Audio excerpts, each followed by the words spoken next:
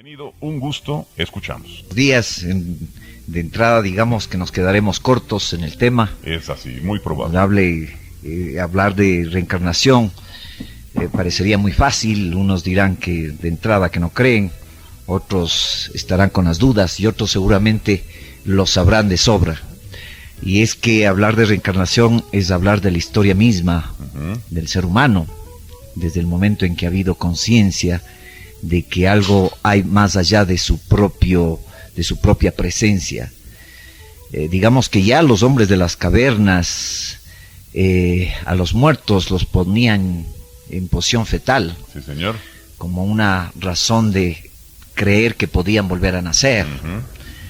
Y ya los egipcios, los celtas, ya tenían muy claro el hecho de la reencarnación. Así es. Entonces, por razones de tiempo, empecemos hablando de diferentes culturas, religiones, de cuál es su visión respecto a la reencarnación, para entrar en el discernimiento de la misma. La visión tibetana, por ejemplo, plantea que la visión tibetana, inspirados en Buda, en el budismo, creen que vivir es sufrir y que morir es nacer de nuevo para volver a sufrir. Esa es la posición tibetana. También han incorporado a aquella religión aspectos de una creencia animista llamada Bum. Y así el budismo tibetano ha llegado a incluir complejos rituales y ceremonias en donde establecen esta disposición de nacer, sufrir, morir, nacer, sufrir. Y un francés, Rueda de Devenir, ilustra con claridad el ciclo de muertes y renacimiento en un estudio muy extenso respecto de la visión tibetana. Es decir, no hay un aspecto muy claro de decir que muere para nacer y sufrir. No lo vean así como la disposición, por ejemplo, budista, precisamente ya budista, en donde el budismo niega la existencia del alma y sostiene que lo que reencarna y una y otra vez hasta llegar al nirvana, que es el estado que prevalece a la ausencia de todos los deseos, es algo que no tiene materia, ni peso, ni sustancia. Para los budistas, morir es un arte, y para el filósofo occidental morir vendría a ser un accidente. Y para los budistas digo que es un arte como lo es vivir, en realidad. Por eso cuando muere un lama, heredero de la sabiduría, se considera sabiduría de muchas vidas anteriores, se crema su cuerpo y en una gran ceremonia para purificar al ser que va a ser reencarnado. La visión católica, en cambio, tiene la idea de que el alma humana sobrevive a la muerte,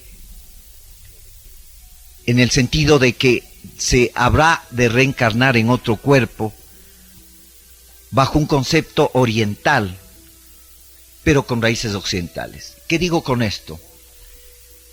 Ya hace mucho tiempo, en el concilio de Constantinopla, auspiciado por Justiniano I, ya se estableció que debía disponerse como una herejía el hecho de que en el Antiguo y en el Nuevo Testamento se hablara de la reencarnación, ¿no?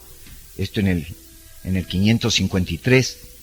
Y en el 325 después de Cristo, el emperador romano Constantino el Grande, junto con Helena, que era su madre, él fue la que inició la eliminación de las referencias en el Antiguo y en el Nuevo Testamento. Y repito, fue en este concilio de Constantinopla, en el 553, donde definitivamente se selló y se eliminó, y de ahí en adelante, en la Biblia, en el Antiguo, en el Nuevo Testamento, no hay absolutamente nada que hable de la reencarnación.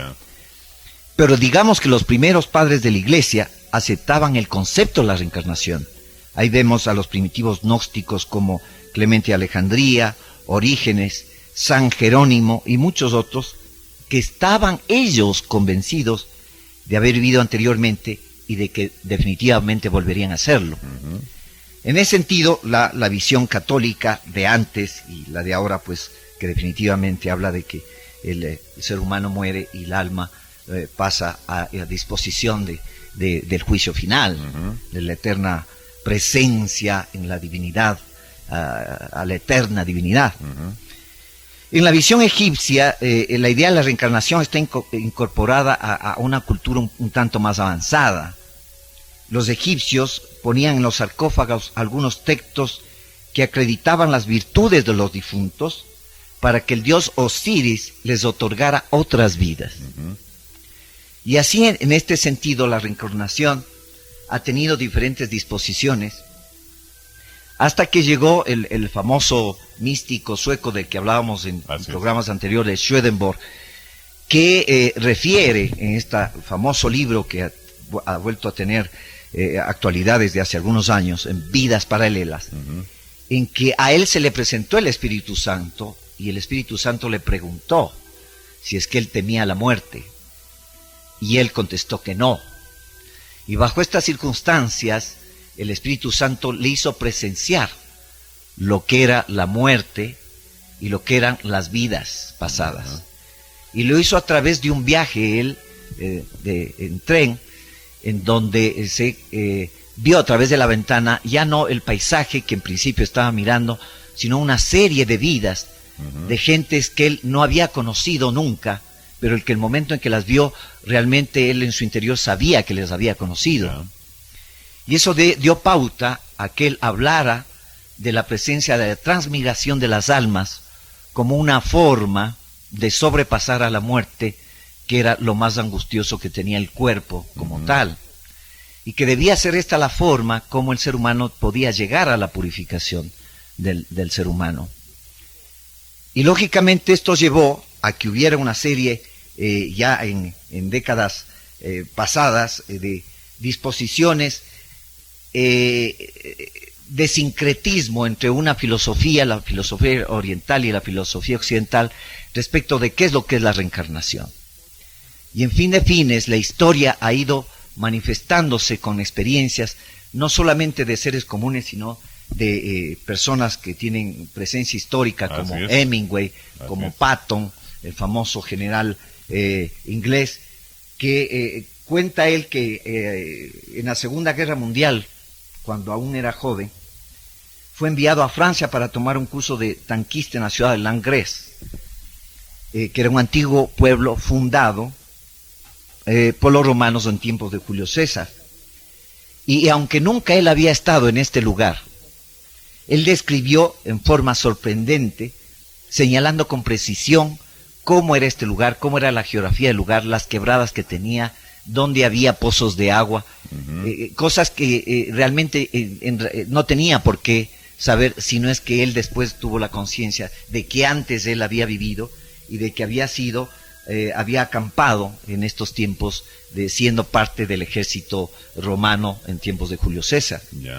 Igual podríamos hablar del mismo Ernest Hemingway, que en 1918, en la Primera Guerra Mundial, sufrió una grave lesión en una de las piernas y en la columna vertebral, y en el momento en que estalló la granada que casi lo mata, recordó que ya otra vez había estado en una situación similar en otro combate en tiempos de Ricardo III, cuando él era un arquero inglés en la batalla de Agincourt, y lo señalaba con gran exactitud, ¿no? Hablaba de 1415. Y así una serie de